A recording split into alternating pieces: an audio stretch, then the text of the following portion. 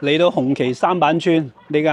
紅楓家宴嘅順德菜，我哋食過好幾次㗎啦，值得推介。今日係好日子啦，張 Sir 一家人咧北上自駕上嚟珠海呢邊睇樓，咁我哋負責接待嘅。咁我哋安排咗保利天和同埋金灣府嘅，咁最後亦都恭喜張 Sir 最後成功置業金灣府嘅高層住宅啦。咁由於張 Sir 係一個準備退休嘅香港公職人員啦，咁我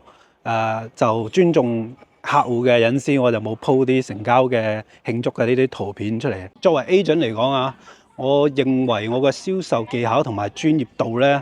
係同啲老行尊係冇得揮嘅。但係最後張 Sir 點解都會揀我咧？我哋事後我問咗張 Sir 啊嘛，因為好多銷售咧佢唔願意講呢個樓盤嘅唔好嘅地方，又或者好多樓層啊，或者呢個樓棟佢有好多唔可以接受嘅點啊，呢啲嘢你都會詳細咁講出嚟。咁係啊，我雖然都係賣樓嘅，但係我都希望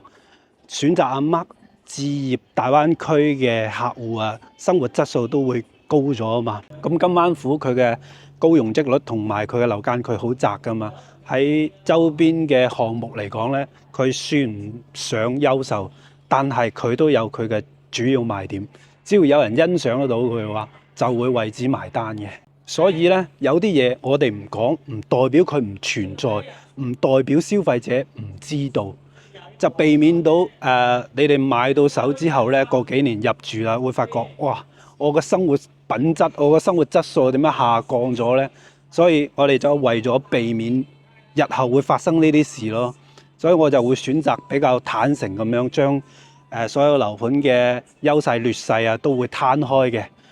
如果係成功勸退嘅話，即係證明佢有更加好嘅選擇。咁我亦都感謝張 Sir 最後選擇阿 Mark 為佢服務啦。後邊有好多手續啊，同埋收樓啊嗰啲服務咧，我哋都會繼續跟進嘅。因為作為 agent 嚟講，我哋本身嘅作用就係咁啊嘛，理性分析同埋跟進服務。咁喺呢度我都打個廣告啦。如果過完農曆年有計劃上嚟珠海中山呢邊睇樓嘅，不妨可以問下 Mark 為你提供專業嘅意見啦。